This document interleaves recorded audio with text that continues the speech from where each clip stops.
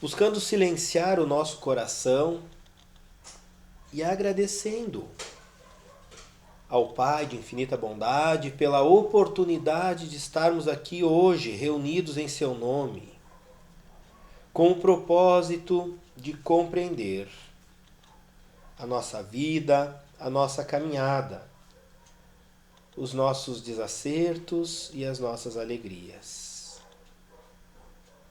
Entender, a partir da reflexão constante, a justiça a qual somos submetidos. E com reflexões diárias, compreenderemos que é uma justiça feita por nós mesmos através das nossas atitudes. Um pouco mais para o nosso amadurecimento. Muito obrigado, Senhor. E que assim seja. Muito bem, meus irmãos.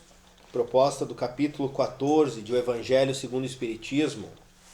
Honrai o vosso pai e a vossa mãe.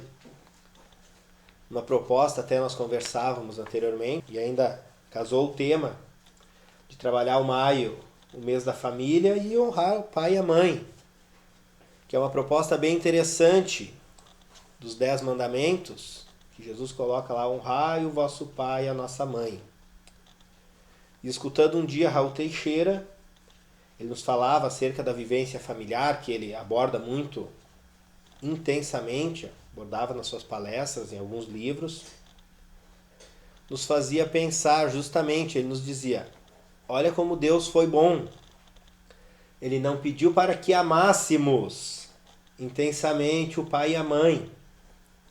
Ele pediu que honrássemos, convivêssemos com respeito, convivêssemos de modo digno, porque Deus sabe que muitas vezes as famílias se reúnem a partir de processos desestruturados, onde se reúnem no mesmo teto, em algumas vidas, pessoas que tiveram problemas sérios em outra reencarnação, de morte, de ódio, de inveja, de ciúmes.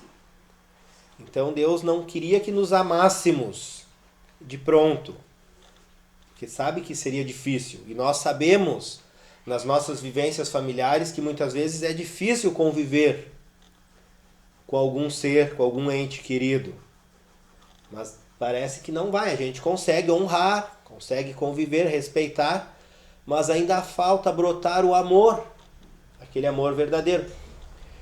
E verificamos muitas vezes nos lares, e isso todos já devem ter percebido, né? As mães, os pais, que mesmo sem querer eles demonstram a inclinação afetiva para um dos filhos. Ah, não, mas eu amo todos iguais, mas tem a inclinação para o lado de um. É normal. São simpatias e antipatias de outras vidas. Está certíssimo, porque é o processo em que, de repente, num outro momento, aqueles dois espíritos se degladiaram de forma violenta e hoje se encontram como pai, filho, mãe, filho, enfim, irmãos, e aprendem a conviver. Não se amam com aquele amor que a gente espera, mas já convivem. E eu sempre comento com a minha esposa dentro de processos familiares, digo, de repente nessa vida a gente já não tem o ódio. Já aprendeu a ter o respeito. Que a primeira coisa que devemos procurar nas relações humanas é o respeito. Ninguém começa uma relação amando o outro diretamente, não. Temos que entender, respeitar e a partir daí o amor virá. Então é um processo muito interessante. Lembremos sempre honrar o pai e a mãe, respeitar a família.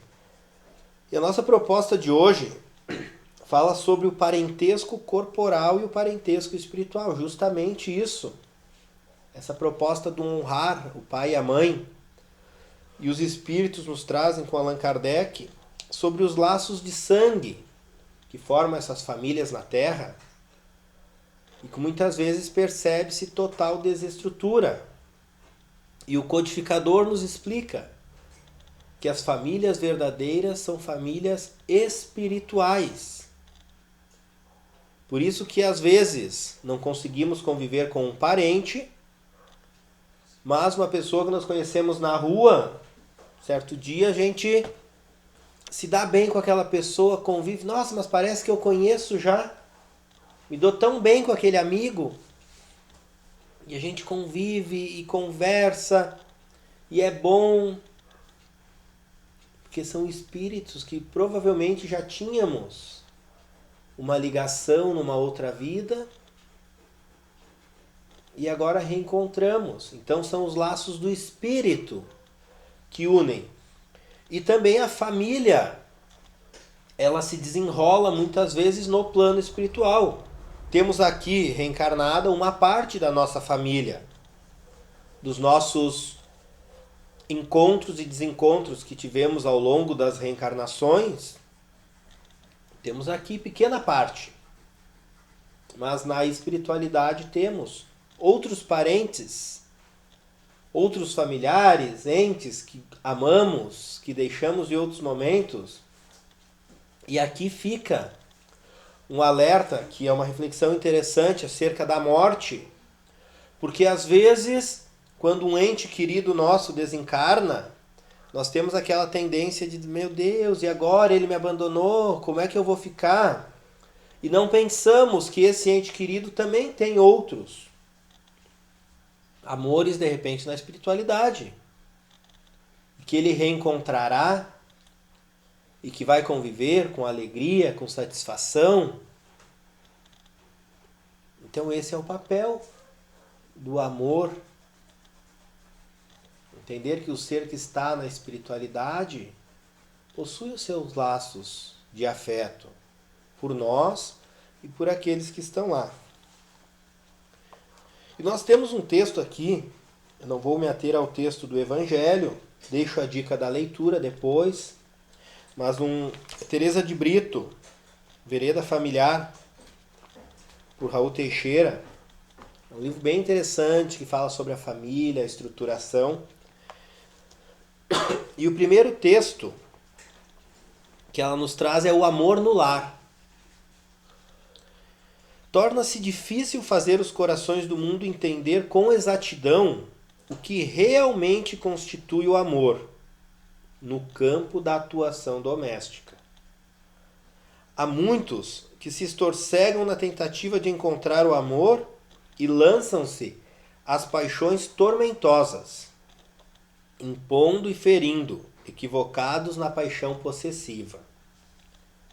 Inúmeros falam do amor, mergulhando na fossa do desejo de domínio inferior, que pouco ou nada tem que ver com a sublime virtude. No lar, vezes sem conta, o arremedo do amor espalha irresponsabilidade, por meio da desconsideração entre os cônjuges, do dessacizamento, da má condução da prole ou do excesso de dons materiais que obstrui os canais da percepção do espírito.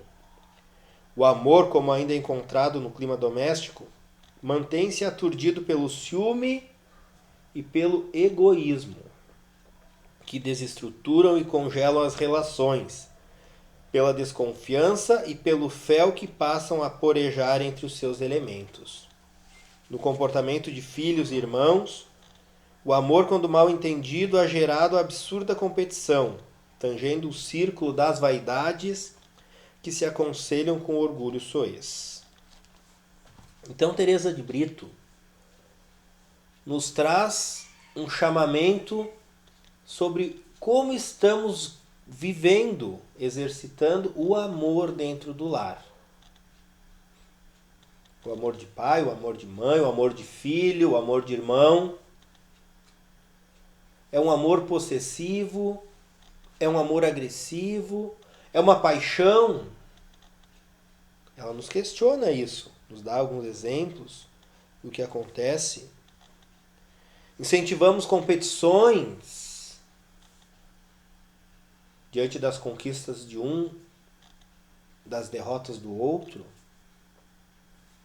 Fazemos comparações entre os familiares, não respeitando muitas vezes as diferenças, porque a biologia e anatomia nos provam, ciência, nos prova que nenhum ser humano é igual ao outro. E o Espiritismo vem e nos comprova que os espíritos são criados individualmente e com possibilidades de todos evoluir, mas cada um a seu tempo. Então unamos espírito e matéria e vamos ter seres psicológica, espiritual e biologicamente únicos dentro do lar ou na sociedade. E nós muitas vezes observamos a cobrança dentro dos lares, na formação dos grupos, de modo idêntico. E muitos pais, muitas mães, ao longo das caminhadas, encontramos às vezes reclamando, né? Mas a gente deu a mesma educação para os três. E esse aqui ficou desse jeito e o outro é um anjo. Onde é que está o erro? A mesma educação para os três. São espíritos diferentes. São espíritos que precisam de outros olhares.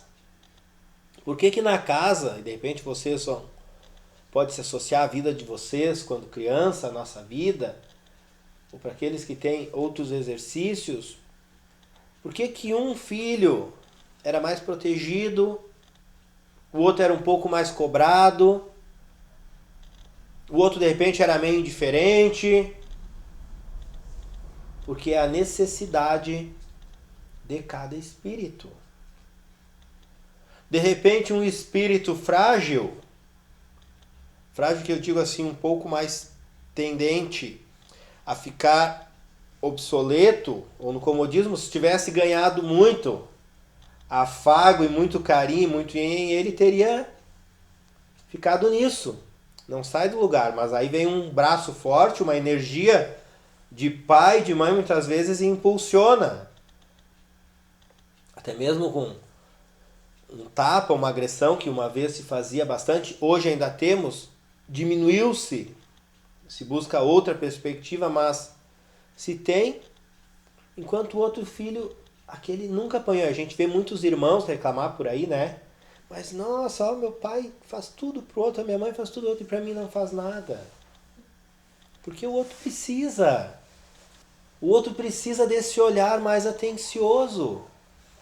Mas o nosso egoísmo, o nosso ciúme que ele fala aqui, né, gera essa competição. E gera esse distúrbio, porque nós queremos que o outro seja cobrado que nem nós. Mas daí vai causar um problema psicológico, vai causar um trauma emocional na criança, no espírito, que está voltando. E as famílias se desestruturam dessa forma, por essa falta de compreender que cada um é um. Mesmo aquilo que se fala aqui agora nesse momento, provavelmente cada um dos irmãos está com pensamento em algum lugar. Eu estou tentando passar uma mensagem, mas de repente os irmãos estão lendo uma outra mensagem, que não tem nada a ver com o que eu estou querendo passar. Então são pontos interessantes, porque são pontos de vista, possibilidades de entendimento. E o lar se forma assim, a partir de uma união de 4, 5 pessoas, cada uma em um nível evolutivo, cada uma com suas experiências dessa vida e da outra vida, e tem que juntar todo mundo e fazer dar certo. Como é que faz dar certo? Daí a gente está realmente estudando, lendo para tentar encontrar a receita de como faz dar certo. Mas na verdade o lar, a construção da família, não se tem uma receita. E eu, particularmente, às vezes eu discordo muito de pesquisas que as pessoas apontam, pedagogos, psicólogos, que as pessoas vêm com as teorias, e na escola tem muito. Ah, não, mas o fulano aplicou essa teoria dele pedagógica lá na França em 1900 e deu certo. Foi na França em 1900 e deu certo. Se fosse na França em 1901, não teria dado certo. Se fosse na França em 1902, não teria dado certo, porque os seres humanos mudam. diariamente, a todo momento. É importante que tenhamos acesso às teorias, ao conteúdo, para refletir e criar o nosso entendimento das situações, mas não para reproduzir de modo rígido aquilo que nos trazem os livros. A gente lê e vai refletir, vai aplicar de acordo com a necessidade de cada um. Então os métodos criados são para nos dar o norte, mas não é o caminho único a ser seguido. Porque são criados para trabalhar com pessoas. E pessoas... A única certeza que temos nas pessoas é a mudança constante. É a única coisa certa do ser humano. É que ele muda a todo momento. Fora isso, não há outra certeza. E a partir daí nós temos que achar um método